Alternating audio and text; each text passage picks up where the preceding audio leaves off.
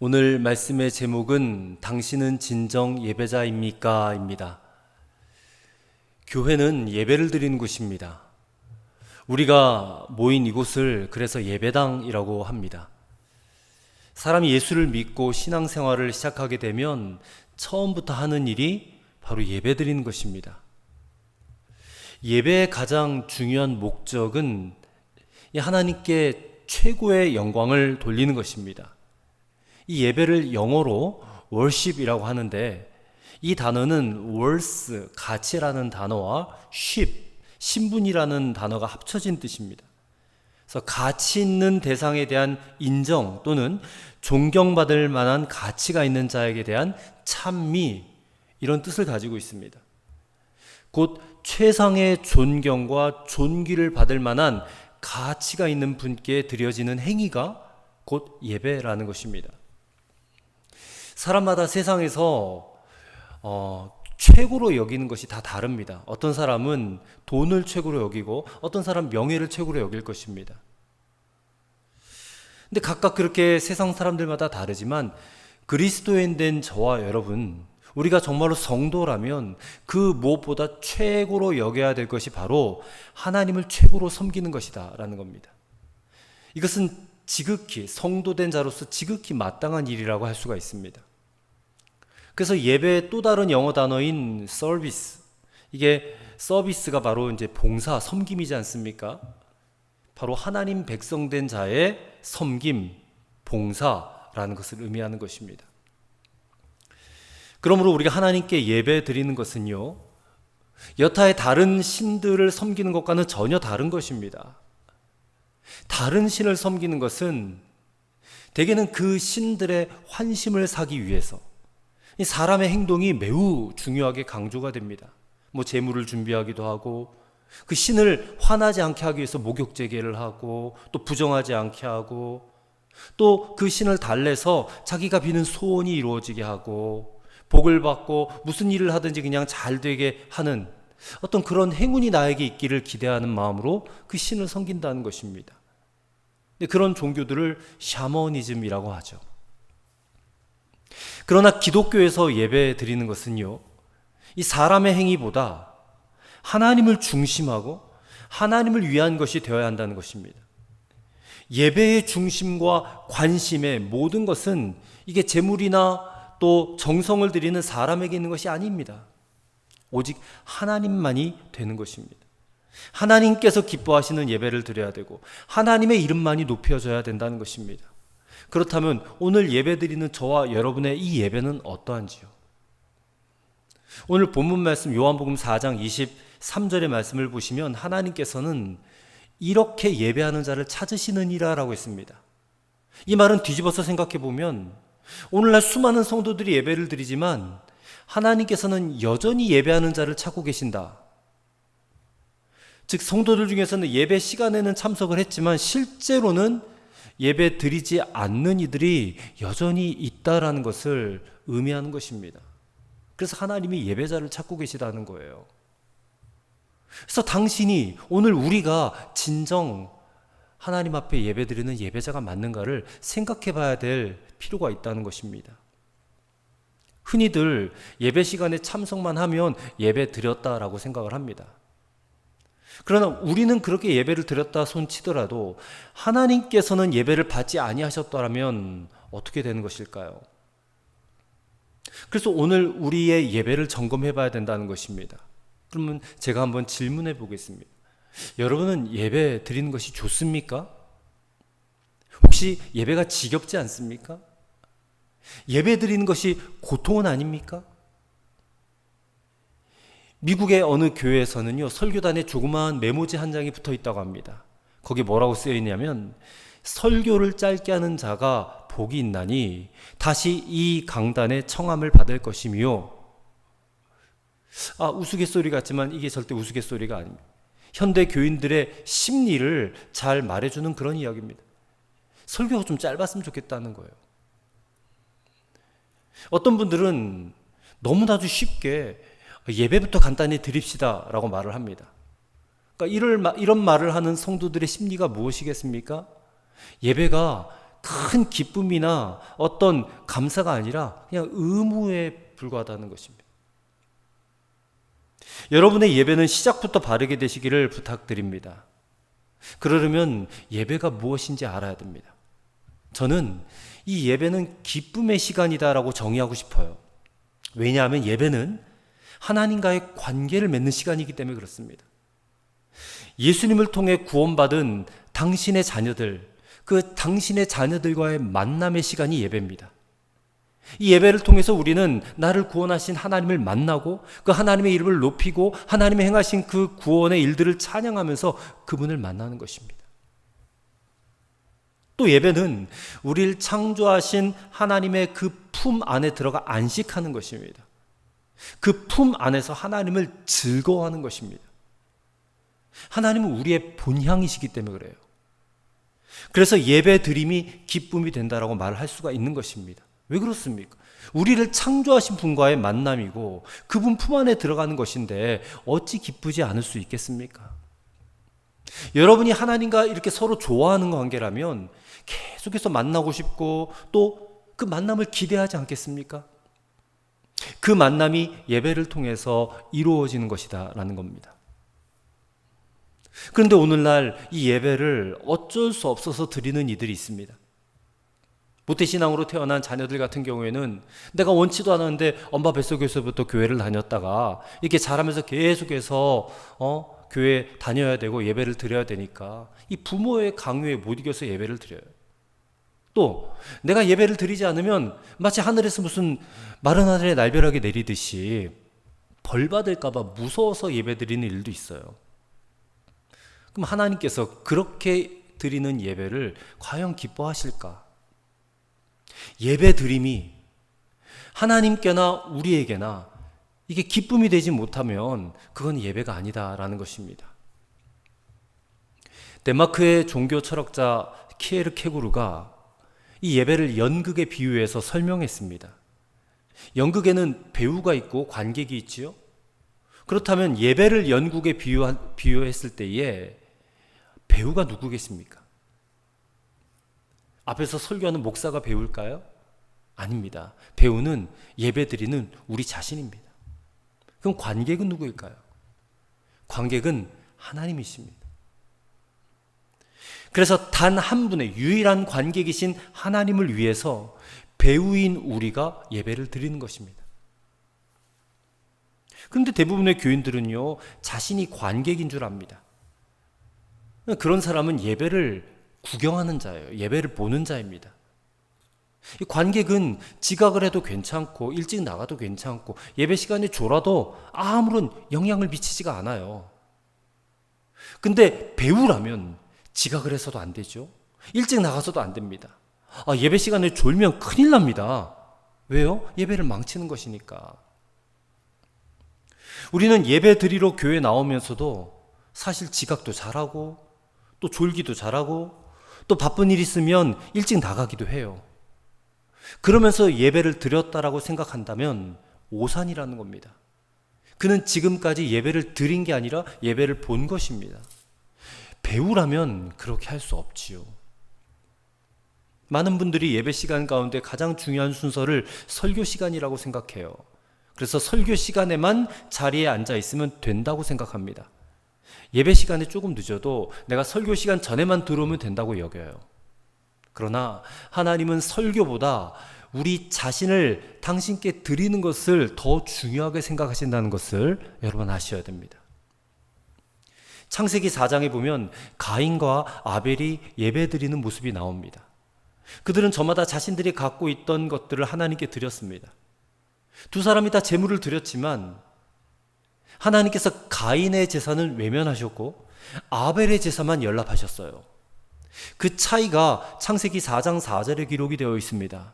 여호와께서 아벨과 그의 제물은 받으셨으나 가인과 그의 제물은 받지 아니하셨더라 했습니다. 하나님은 제물을 언급하시기 전에 먼저 그 제물을 드린 그 사람을 언급하고 계시다는 거예요. 그렇다면 아벨은 제물을 드리기에 앞서서 자기 자신을 먼저 하나님께 드렸다는 거예요. 그리고 가인은 제물만 드렸지 자기 자신은 드리지 않았다는 것입니다. 로마서 12장 1절 말씀에 보면 너희의 몸을 하나님이 기뻐하시는 거룩한 산 제물로 드리라. 이는 너희 드릴 영적 예배니라 라고 말씀합니다. 예배 드리는 자가 자기 자신을 드리느냐 안 드리냐가 이 예배를 받으시는 하나님께는 더 중요하다는 것을 알게 되는 것입니다.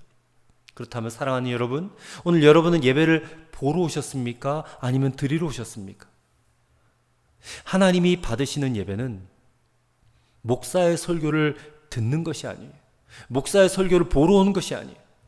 여러분 자신이 드리는 찬송, 기도, 그리고 헌금이라는 것을 깨닫게 될 것입니다. 아프리카 선교사였던 데이빗 리빙스턴이 어린 시절에 그가 다니는 교회에서 선교 대회가 열렸어요. 그리고 헌금 시간이 되었습니다. 근데 이 아이에게 헌금 낼 것이 없었던 모양이에요. 한참 동안 당혹스러워하다가 잠시 후에 헌금위원들이 헌금을 들고 앞으로 나가니까 그 뒤를 졸졸 따라가는 거예요. 그래서 얘야 너 왜 따라 나오니? 하고 물으니까 리빙스턴이 그랬답니다. 저를 바치려고요. 제가 드릴 게 없어서 저를 하나님께 드리려고요 했더랍니다. 하나님이 그 시간에 리빙스턴의 그 고백을 받으셨다고 믿습니다. 그래서 그를 아프리카의 위대한 선교사로 사용하셨다라고 믿습니다. 여러분, 예배를 드린다는 것은요, 결국 자기 자신을 드리는 것입니다. 헌금 시간도 헌금만 그냥 드리는 것이 아니라 헌금에 자기 자신을 함께 드리는 것입니다. 저와 여러분이 하나님 앞에 헌금을 드리면서 이렇게 기도해야 됩니다. 하나님, 이 시간에 저의 삶을 하나님께 바칩니다. 그리고 제 존재를 하나님께 드립니다. 하나님의 은혜로 지난 며칠간도 살아왔습니다. 제 삶은 하나님의 은혜에 빚지고 있습니다. 하나님의 은혜로 살아왔던 제 삶과 저 자신을 이 시간, 이 예배를 드리면서 하나님 앞에 바쳐 드립니다. 오늘 여러분이 진정 예배를 드리러 오셨다면 하나님 앞에 여러분 자신을 반드시 드리시기를 바랍니다.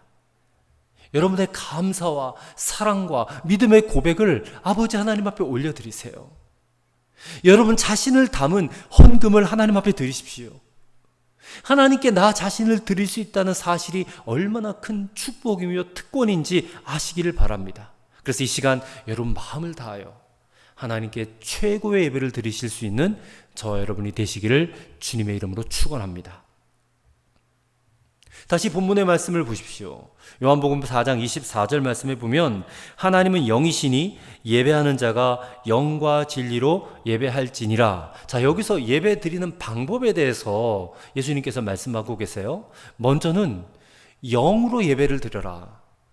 옛날 성경에는 신령과 진정으로 예배하라 그랬는데 이게 번역이 조금 잘못되었다고 해서 이번 개역 개정판에서는 바르게 번역을 했대요. 영과 진리로 예배할지니라. 그럼 먼저 영으로 예배하라라는 말씀을 이해를 해야 됩니다. 자, 영으로 예배하라 무슨 뜻일까요? 이것은 예배를 그저 형식적으로 드리지 말고 살아계신 예수님을 인식하고 그 예수님을 경험하는 예배를 드리라, 그 말입니다. 어느 목사님께서 자신의 교회에서 드리는 예배는 꼭 예수님 추도식 같다라고 고백을 하였다고 합니다.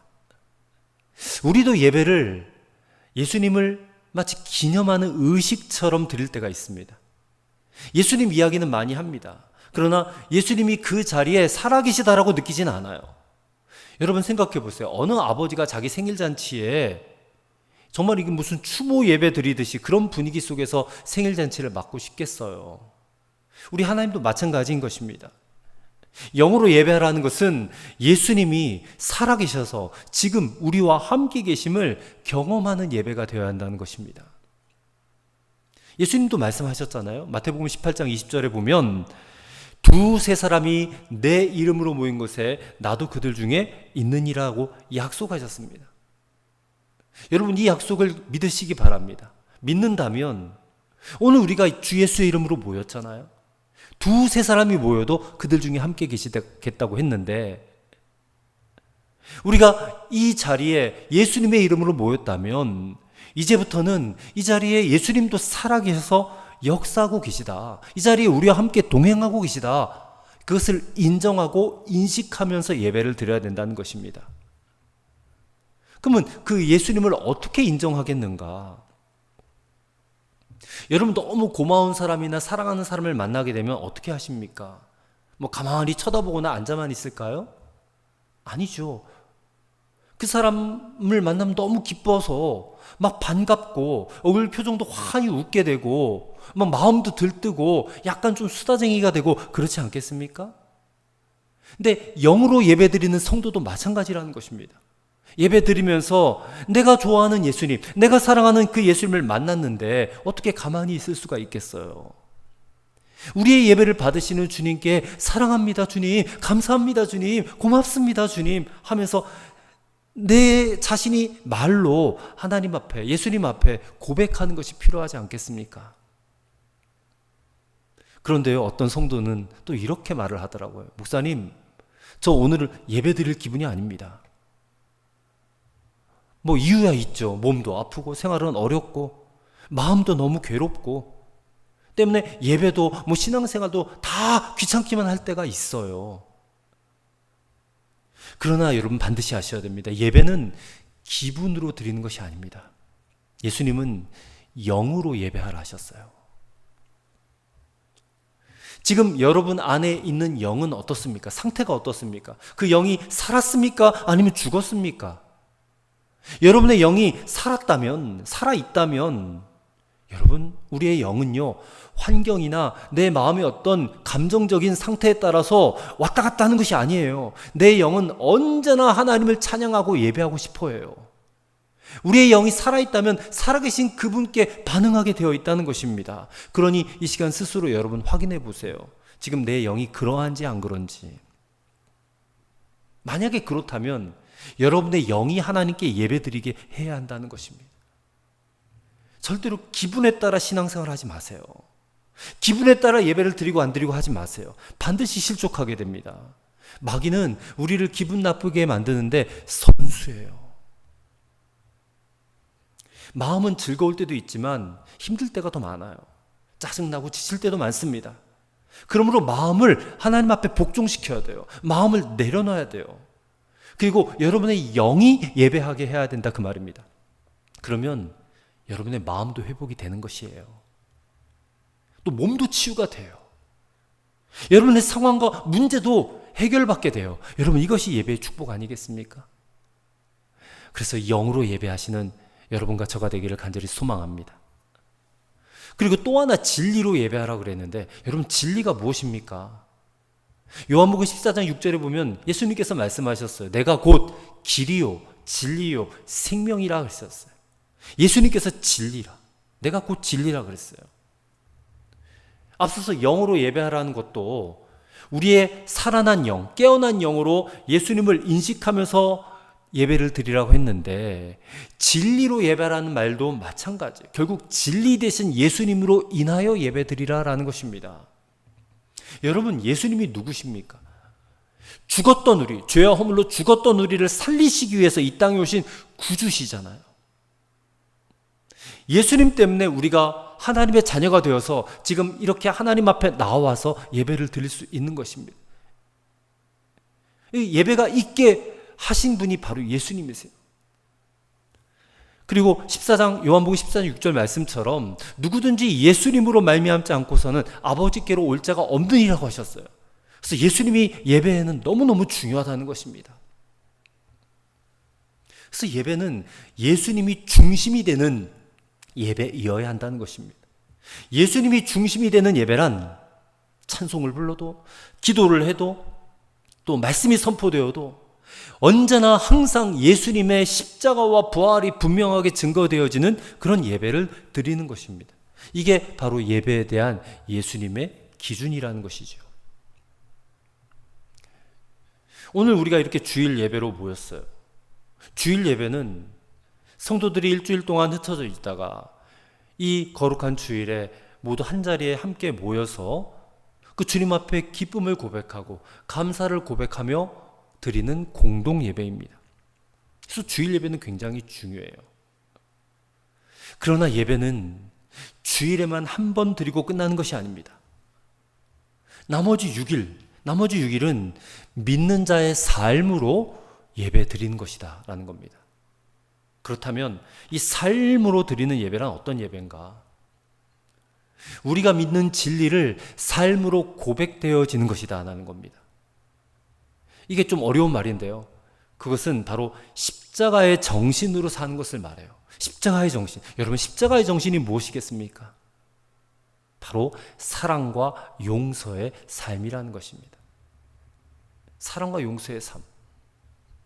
남의 잘못으로 내가 죽고 남을 위해서 내가 손해보는, 어떻게 보면 가성비 마이너스의 삶을 사는 거예요. 예수님께서 말씀하셨어요. 마태복음 5장 23절과 24절입니다. 그러므로 예물을 제단에 드리려다가 거기서 내 형제에게 원망 들을 만한 일이 있는 것이 생각나거든 예물을 제단 앞에 두고 먼저 가서 형제와 화목하고 그 후에 와서 예물을 드리라 하셨습니다. 여러분, 이 말씀은요, 하나님께서 우리가 주일날 모여서 드리는 예배, 물론 그것도 중요한 예배이지만 그것보다 우리의 일상의 삶, 평소의 삶 속에서 예배의 삶을 살고 있는지를 더 중요하게 보신다는 것을 알게 됩니다. 여러분, 그리스도인은 인간관계가 너무너무 중요합니다. 가족이나 이웃과의 관계가 불편함이 있는 상태로는 이게 예배가 되질 않아요. 그래서 예수님은 예배 드리기 전에 그 불편한 관계부터 먼저 해결하고 와서 예배 드리라 말씀하시는 겁니다. 내가 잘못한 것이 있을 수도 있고 남이 나에게 잘못한 것일 수도 있어요. 근데 어쨌든 상관없어요. 이 불편한 관계를 내가 먼저 해결을 해야 된다는 것입니다. 예배를 드리려면 내가 그 불편한 관계를 먼저 해결하고 와서 예배를 드리라고 주님은 말씀하고 계시다라는 것입니다. 그러므로 사랑하는 성도 여러분, 부부 관계나 또 부모와 자식 관계나 이웃과의 관계나 친구 간에나 동료 간에 화목하시기를 주의 이름으로 간절히 축원합니다. 여러분의 삶 속에서 십자가 정신이 구현되는 삶이 되어야 돼요. 바로 사랑과 용서의 삶 말입니다. 이것이 바로 진리가 삶으로 고백되는 예배인 줄로 믿습니다. 그리고 십계명에 보면 여러분, 십계명 4계명에는 안식일을 지켜 그날을 거룩하게 지키라 말씀하고 있지 않습니까? 근데 우리는 안식일을 지키지 않고 안식일 대신 주일을 지켜요. 왜 그리스도인들은 주일을 지킬까? 예수님께서 이 세상에 오시기 전에 유대인들은 안식일을 지켰어요. 근데 예수님이 오시고 나서 십자가 지시고 죽으심으로 말미암아 이 안식일 법이 폐하여졌어요. 폐하여졌다니까 뭐 쓸모가 없어졌다라는 의미처럼 생각되겠지만 정확하게 말씀드리면 완성이 된 것입니다. 예수님이 오셔서 율법이 완성된 것이에요. 그러나 율법이 폐하여졌다라는 것은 율법이 더 이상 쓸모 없어졌다, 지킬 필요 없다 이런 뜻이 아니라 율법이 요구하는 것이 다 이루어졌다 그 말입니다. 율법이 요구하는 것이 무엇입니까? 율법이 요구하는 것은 바로 죽음입니다. 여러분, 모든 율법을 다 우리에게 하나씩 적용해 보면요, 우리는 하나같이 율법을 범한 자들이 돼요. 율법을 범한 자들에게 무엇을 요구한지 아십니까? 죽음을 요구하는 거예요. 법을 어겼으니까 법을 어긴 자는 죽는 거예요. 구약 성경이 다 그것을 말하고 있지 않습니까? 그래서 우리는 율법의 요구를 죽음이라고 말을 하는 것입니다. 그러나 우리가 지키지 못해서 죽을 수밖에 없었던 그 율법의 요구를 누가 대신했어요? 예수님이 대신해서, 우리 대신해서 죽으심으로 이것을 해결하셨다라는 것입니다. 율법을 못 지킨 인간의 죄값을 예수님께서 당신의 몸으로 친히 감당하셨다 그 말이에요. 그래서 예수님의 십자가로 말미암아 율법이 요구하는 것이 다 이루어졌다라는 말씀입니다. 그런데 이게 율법이라는 것이 이제는 뭐 폐하여졌으니까 뭐 지킬 필요도 없다, 그런 법이다라는 의미가 절대 아닙니다. 기독교는 그런 종교가 아니에요.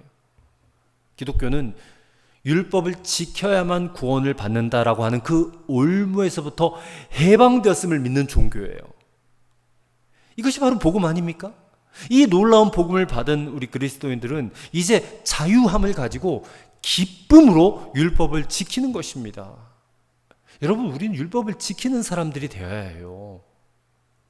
주일 성수도 그렇고 11조도 그렇고 안식일도 그래요. 무슨 이 계명 하나 안 지켰다고 지옥 떨어지는 것은 결코 아닙니다. 그리고 우리에게 이 율법을 적어도 10계명 정도는 지킬 수 있도록 성령을 보내어 주셨음을 알아야 합니다. 그래서 초대교회 교인들은요, 그들이 전에 지켰던 안식일보다 예수님이 죽으셨다가 다시 살아나신 그날이 훨씬 더 중요하게 여겨진 것입니다. 그날이 바로 안식 후 첫날, 바로 일요일입니다. 그래서 우리는 그날을 일요일이라고 더 이상 부르지 않고 주님의 날, 즉 주일이라고 부르게 된 것입니다. 주일에 이 부활하신 예수님 만나는 기쁨을 가지고 예배 드리게 된 것이 바로 주일 예배라는 것입니다. 때문에 기독교인들은 이 주일이 안식일보다 더 중요한 의미를 가져요. 사랑하는 성도 여러분, 이 주일을 온전히 성수함으로써 여러분의 삶이 진정 살아계신 하나님께 대한 신앙 고백 되시기를 간절히 소망합니다. 이 주일 성수의 핵심은 바로 예배 아니겠습니까? 그리고 그 예배의 중심은 바로 하나님을 만나는 기쁨이라는 것입니다. 그래서 예배 드림이 기쁨이 되는 것입니다. 저는 저와 여러분이 이런 기쁨을 평생토록 누려지시게 되기를 간절히 소망합니다.